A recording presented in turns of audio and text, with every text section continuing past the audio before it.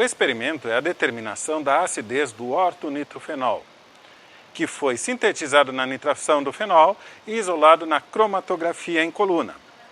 Hoje, vamos determinar o pKa do ortonitrofenol, usando espectrofotometria de ultravioleta visível em diferentes tampões. Venha com a gente no Química Orgânica Visual.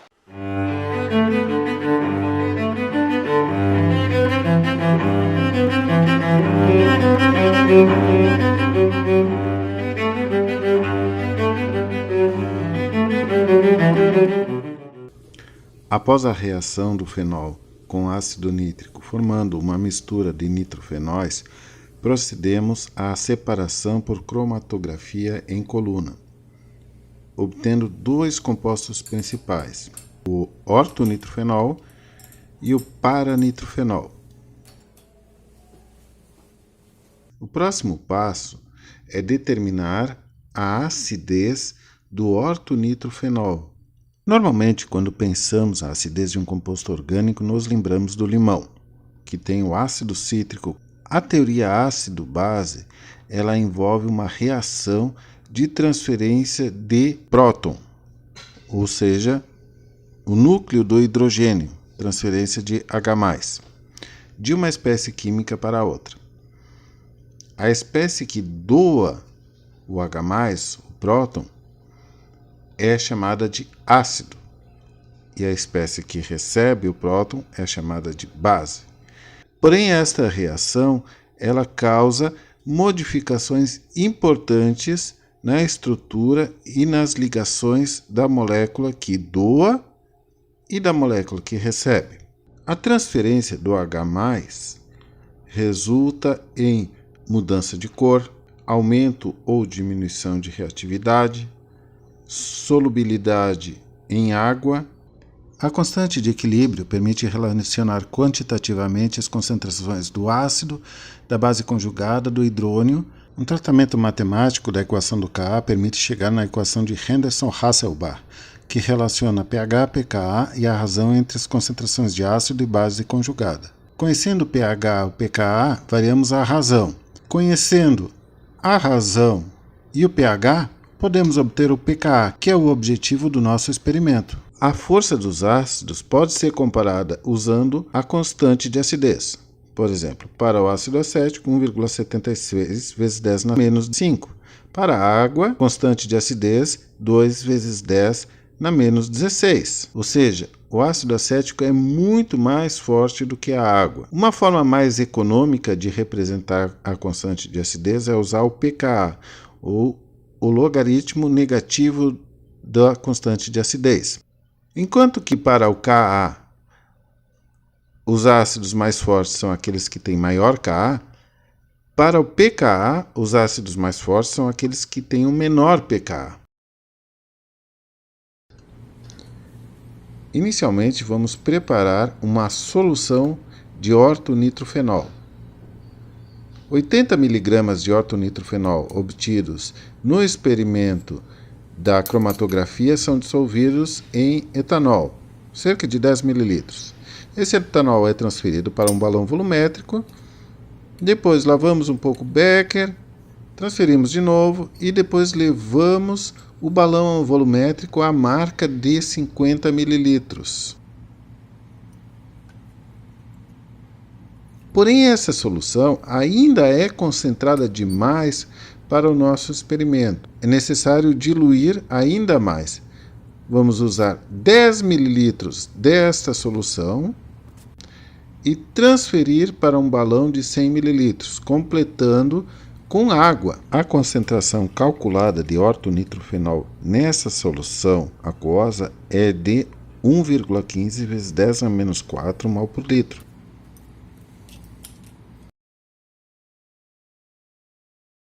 O próximo passo é escolher o melhor tampão para trabalhar com ortonitrofenol. Para isso, devemos trabalhar na faixa próximo a 7, na faixa neutra.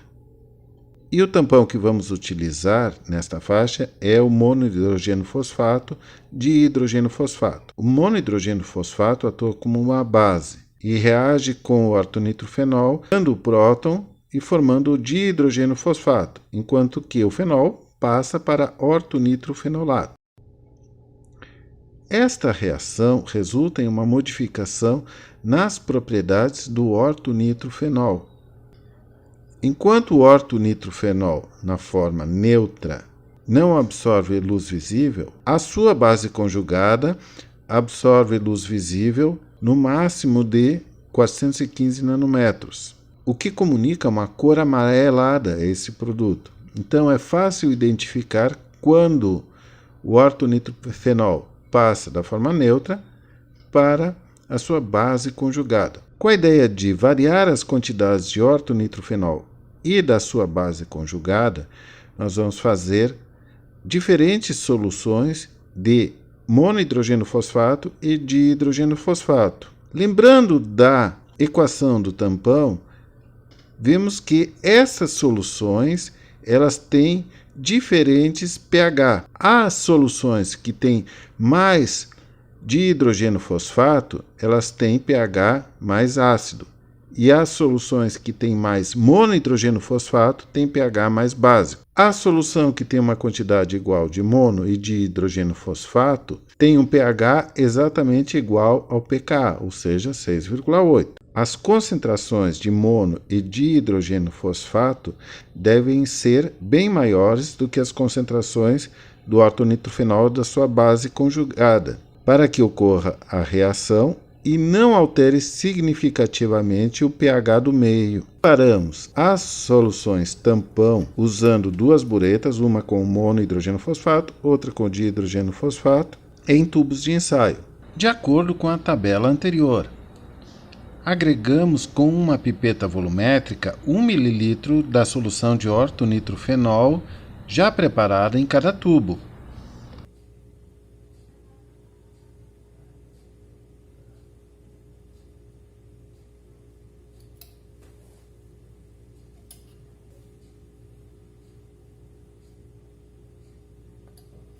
Observamos que as soluções com mais dihidrogênio fosfato não tinham cor, enquanto que as soluções com mais monohidrogênio fosfato já ficavam amarelas. E obtivemos este resultado.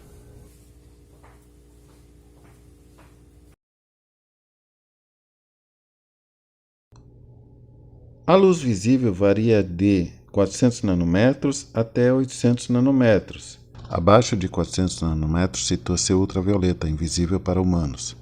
E acima de 800 nanômetros situa-se o infravermelho, também invisível. A energia da luz ultravioleta visível é adequada para a passagem de elétrons de níveis fundamentais para níveis excitados, enquanto que a energia da luz infravermelha é capaz de promover movimentos de estiramento e torção moleculares. Ao longo desta região do ultravioleta visível podem ocorrer diferentes tipos de transições eletrônicas. Elétrons de orbitais sigma podem passar para orbitais sigma antiligante, elétrons de orbitais π podem passar para π antiligante e elétrons não ligantes em átomos de oxigênio e nitrogênio podem passar para orbitais π antiligantes. Conforme a diferença de energia de cada transição, vai ocorrer a absorção de um fóton de uma energia específica. Quanto maior a diferença de energia entre os orbitais, maior é a frequência do fóton absorvido e menor o seu comprimento de onda. Assim, a transição sigma-sigma estrela requer um fóton de energia maior, ou seja, de menor comprimento de onda, do que uma transição π-π estrela ou de uma transição n-π estrela. A luz que é absorvida é a luz complementar à cor que nós vemos. Esse fenômeno pode ser explicado da seguinte forma. A luz branca contém todas as cores do espectro visível, incide sobre a molécula orgânica, esta retém a cor que ela absorve e permite que as outras cores cheguem ao olho humano. Nós vemos toda a luz menos a cor que ela absorveu e interpretamos isto como sendo a cor complementar àquela absorvida. A base conjugada do ortonitrofenol que vemos como amarelo está absorvendo a luz violeta. Uma vez preparadas as amostras, vamos fazer a leitura dos espectros de UV visível no aparelho. A cubeta é um recipiente na forma de prisma com capacidade de até 3 ml de solução, porém 2 ml é o suficiente para fazer as leituras. A cubeta pode ser feita de quartzo, vidro ou material plástico. As cubetas de quartzo permitem a leitura em comprimentos de onda mais baixos, até 200 nanômetros, enquanto que as cubetas de vidro e de material plástico, elas cortam a radiação abaixo de 350 nanômetros, por isso elas são mais indicadas para uso no visível. As cubetas de vidro e de plástico são bem mais baratas e podem ser usadas neste experimento. Com uma pipeta eu transfiro as soluções do tubo de ensaio para a cubeta, coloco no espaço adequado no aparelho, vou no programa e clico para fazer a leitura. E voilà! Agora temos o espectro de UV visível da solução do nitrofenol. Observe, ela tem um máximo de absorção por volta de 380 nanômetros. Essa é uma transição NP-estrela dos elétrons não ligantes do grupo OH para o sistema antiligante do anel aromático. Quando fazemos as leituras das amostras em pH mais alto, que já são amarelas, vemos que o máximo de absorção se desloca para 415 nanômetros, correspondente à absorção do nitrofenolato. Essa diferença de absorção se deve à diferença de energia dos orbitais não ligantes do nitrofenol e do nitrofenolato, que no caso do nitrofenolato, eles se aproximam da energia do sistema π antiligante, tornando assim a energia necessária para fazer essa transição menor. Uma das formas de fazer a leitura da quantidade de luz absorvida é a absorbância. A vantagem dessa grandeza é que ela é proporcional à concentração, de acordo com a lei de Lambert-Beer. Na lei de Lambert-Beer, a absorbância é igual à absortividade molar, também chamada de coeficiente de extinção molar, vezes a concentração, vezes o caminho óptico, que no caso é o comprimento da cubeta. Com as leituras de absorbância nas diferentes soluções, preenchemos a tabela. Agora, o nosso objetivo é encontrar o ponto médio nesta transformação do ortonitrofenol em ortonitrofenolato a 415 nanômetros.